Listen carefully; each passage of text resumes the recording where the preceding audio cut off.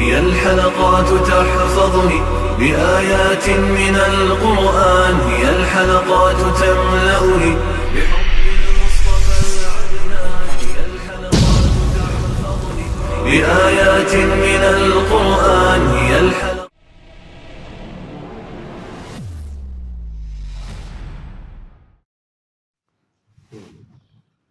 سورۃ البقرہ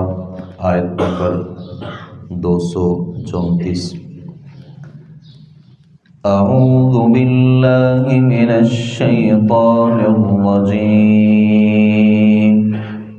والذین یتوفون منکم ویذرون ازواجا يتربصن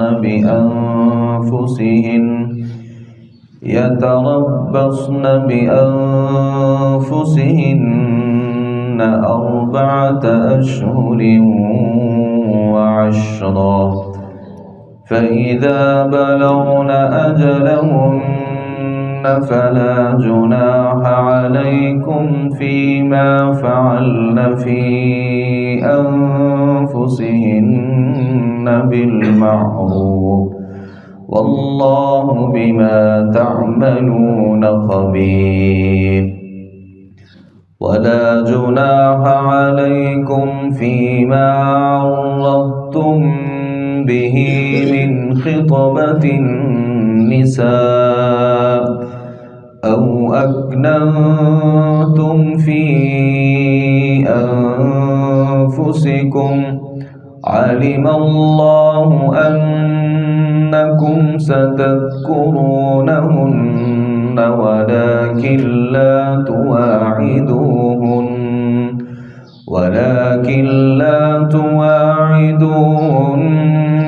سرا إلا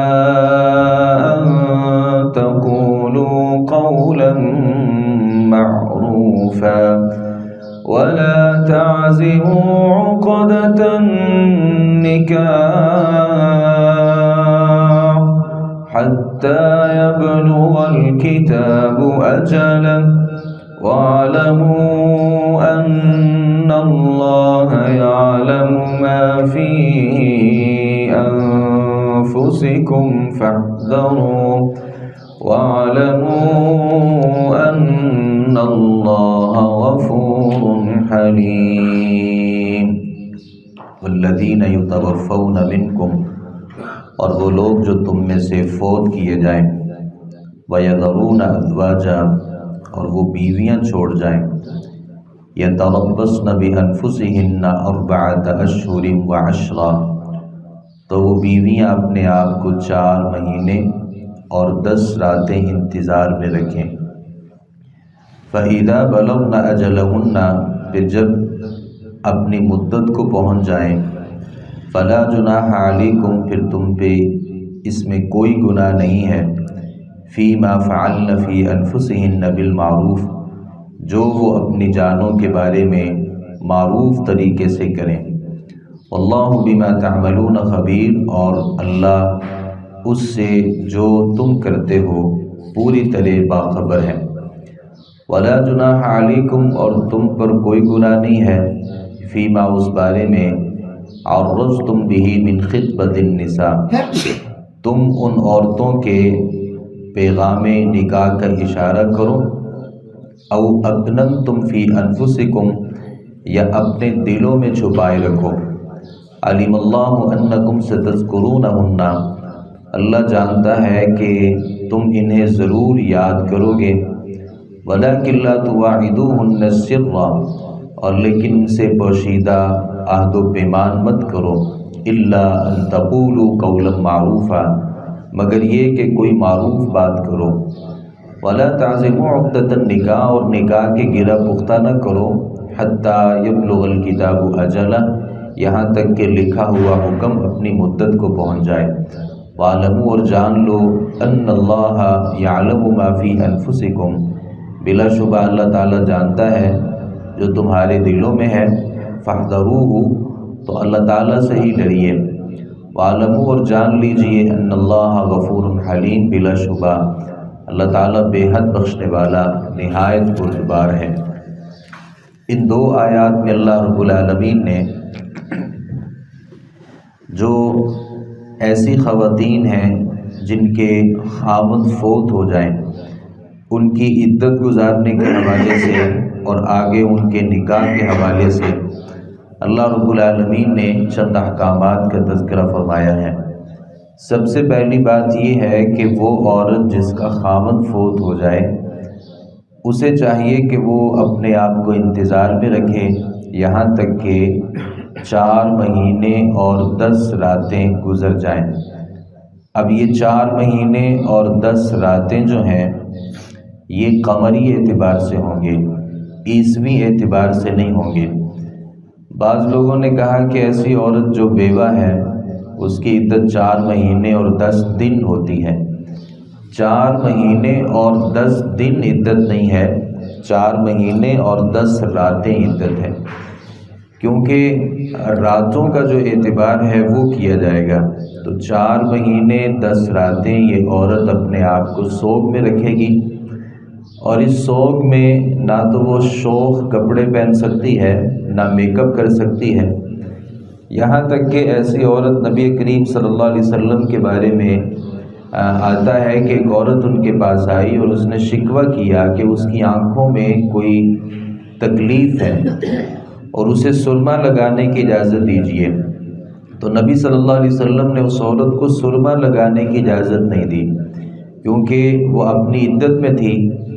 تو عدت میں ایسی عورت کے لیے یہ پابندیاں ہیں کہ وہ بہت اچھے کپڑے نہیں پہن سکتی، وہ میک اپ نہیں کر سکتی، وہ سرما نہیں لگا سکتی، وہ اپنے گھر سے باہر نہیں نکل سکتی۔ یہاں تک کہ کوئی شادی، کوئی خوشی کا فنکشن ہے تو اس میں اگر اپنے گھر میں رہ کر کے وہ شرکت کر سکتی ہے تو اس بات کی اجازت ہے، لیکن کسی صورت بھی وہ ایسی پابندیاں جو ہیں وہ ان کی پامالی نہیں کرے گی، بلکہ اپنے انہی کپڑوں میں جو سادہ ہیں اور اسی صورت میں جس میں میک اپ نہ ہو تو وہ اس میں شرکت کر سکتی ہے، وگرنہ ایسی عورت اپنے گھر سے بھی باہر نہیں نکل سکتی۔ یہ شریعت کی پابندی ہے۔ اب یہ جو عدت ہے یہ ہر صورت میں گزارنا پڑے گی، یعنی آدمی نے اگر نکاح کی ایسی عورت سے اور جو ازدواجی تعلق ہیں، خاوند اپنے ازدواجی تعلق سے بھی پہلے فوت ہو گیا، تو ایسی صورت میں بھی اس عورت کو 4 مہینے اور 10 راتیں انتظار کرنا پڑے گا۔ اگر خاوند نے اس سے ازدواجی تعلق قائم کیا تھا پھر بھی اس کے اوپر یہ عدت لازم ہے۔ یہ عورت چھوٹی عمر کی ہے یا بہت بوڑھی ہو چکی ہے، اس کے اوپر پھر بھی یہ عدت لازمی ہے۔ وہ کسی بھی عمر سے تعلق رکھتی ہے، مالدار ہے، غریب ہے، ہر صورت میں یہ عدت جو ہے یہ گزارنا پڑے گی۔ اس میں ایک حکمت ہے۔ حکمت یہ ہے کہ اگر ایسی عورت حاملہ ہے تو اس کے حمل کا پتہ چل جائے گا، کیونکہ ایسی عورت کی جو عدت ہوتی ہے وہ وضع حمل ہے۔ تو اگر وہ جیسے ہی آدمی فوت ہوا تو یہ آگے نکاح کر لے تو پتہ نہیں چلے گا کہ اللہ جو اولاد دے گا وہ پہلے خاوند سے تھی یا اسی خاوند سے اس کا تعلق ہے۔ تو اللہ رب العالمین نے اس میں حکمتیں رکھی ہیں۔ تو ویسے بھی آدمی جو اس کا فوت ہوا ہے اس کا ایک احترام تھا اور مقام تھا، اس کے جانے کا جو ایک سوگ ہے وہ اسی عورت کو منانا ہے۔ تو اللہ رب العالمین نے یہاں اس بات کا حکم دیا ہے۔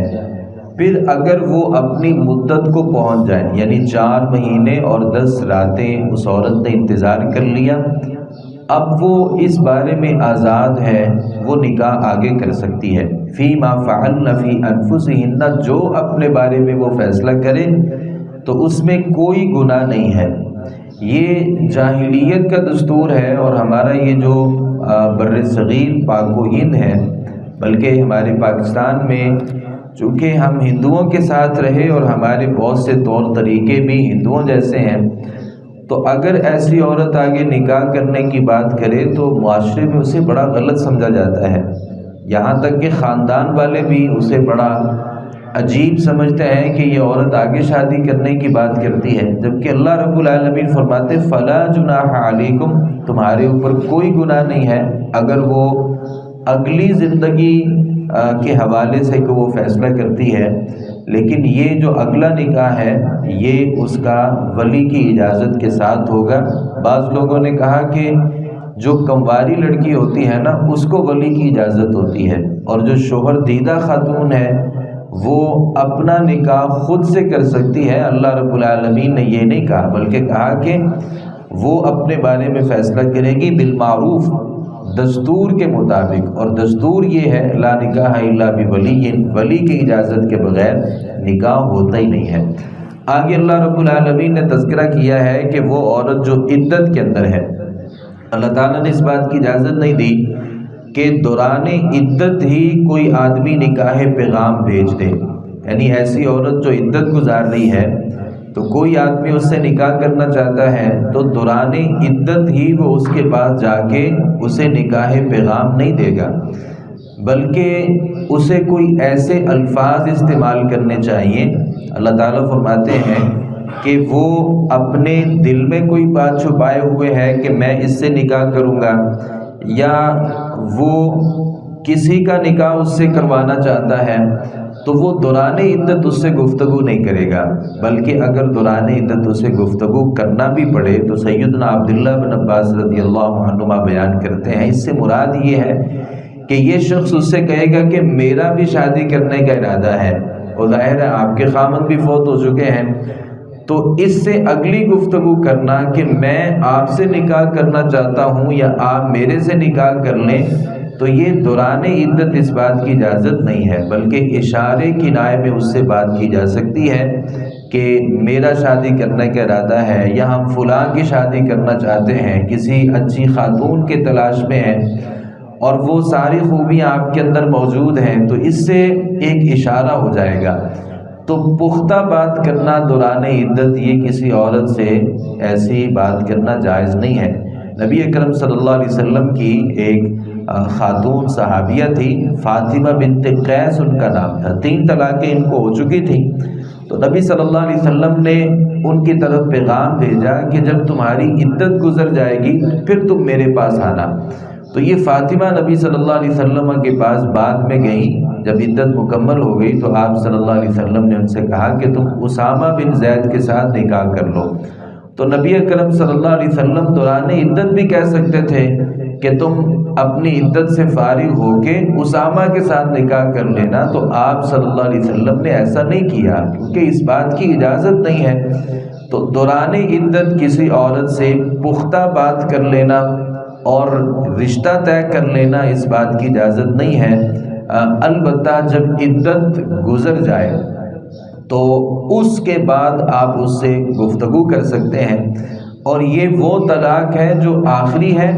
یا خامد فوت ہو چکا۔ البتہ اگر ایسی عورت ہے جسے 1 طلاق ہوئی ہے، خامد اس کا موجود ہے، یا 2 طلاق ہوئی ہیں جبکہ خامد اس کا موجود ہے، اور وہ طلاق رجی طلاق ہے، یعنی وہ طلاق جس میں آدمی اپنی بیوی سے واپس رجوع کر سکتا ہے، تو اس میں ایسی گفتگو کرنا حرام ہے، کیونکہ ابھی وہ اپنے خامد کے پاس ہے اور خامد کے اختیار میں ہے، خامد اس سے رجوع کر سکتا ہے، تو ایسی صورت میں اس کے ساتھ جا کے رشتے اس کے سامنے پیش کرنا یا اشارے کنائے میں گفتگو کرنا کہ تم اس سے جب فارغ ہو جاؤ گی تو پھر آگے تمہاری فلاں جگہ پہ شادی کر دیں گے، تو ایسی صورت میں جائز نہیں ہے۔ یہ اس صورت میں ہے جب خامد نے 3 طلاقیں دے دی ہوں یا خامد فوت ہو چکا ہو، کیونکہ پھر پہلا خامد جو ہے اس کا حق اس کے اوپر ختم ہو جاتا ہے۔ البتہ اگر پہلے خامد کا حق موجود ہو اور وہ پہلی یا دوسری طلاق ہو تو اس صورت میں ایسی عورت کے پاس جا کے ایسی باتیں کرنا اس بات کی اجازت نہیں ہے۔ اللہ تعالیٰ فرماتے ہیں اللہ اس بات کو جانتا ہے جو تمہارے دلوں میں ہے، لہذا اللہ سے ڈریے۔ وَاعْلَمُوا أَنَّ اللَّهَ غَفُورٌ رَحِيمٌ، اور اس بات کو جان لیجئے کہ اللہ بہت زیادہ بخشنے والا بھی ہے اور بہت ہی زیادہ بردبار ہے۔ اللہ تعالیٰ سے دعا ہے صحیح معنوں میں قرآن مجید کو سمجھنے، اس پر عمل پیرا ہونے کی توفیق عطا فرمائے۔ وَمَا عَلَيْنَا إِلَّا الْبَلَاغُ الْمُبِينُ۔